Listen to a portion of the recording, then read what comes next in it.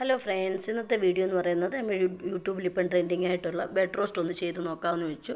അപ്പോൾ ആ വീഡിയോ ഒന്ന് നിങ്ങളുമായിട്ടാണ് ഷെയർ ചെയ്യുന്നത്.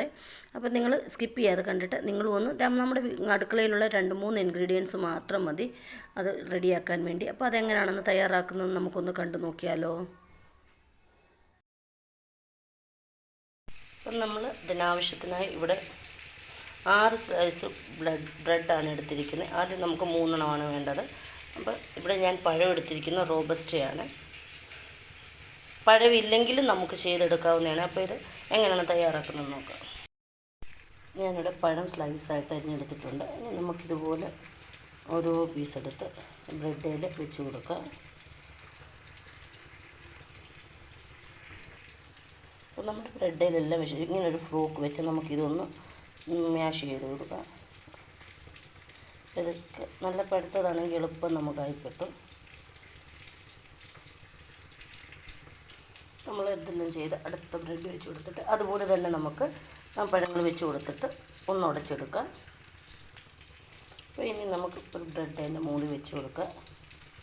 അപ്പോൾ ഞാനിവിടെ പാൽ ഇതുണ്ട് ഏലക്കായി ഇട്ട് അതുപോലെ പഞ്ചസാര ഇട്ട് ചൂടാക്കി എടുത്തിട്ടുണ്ട്.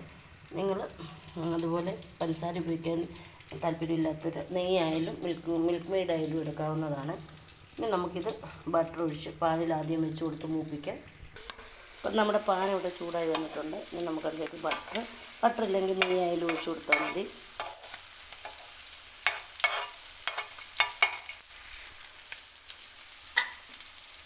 ഇനി നമ്മൾ റെഡിയാക്കി വെച്ചിരിക്കുന്ന ബ്രെഡ് അതിലേക്ക് വെച്ച് കൊടുക്കുക.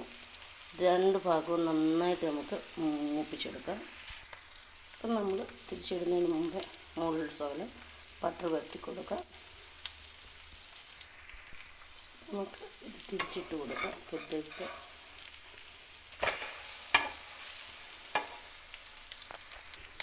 അപ്പം നമ്മൾ 2 സൈഡിൽ നിന്ന്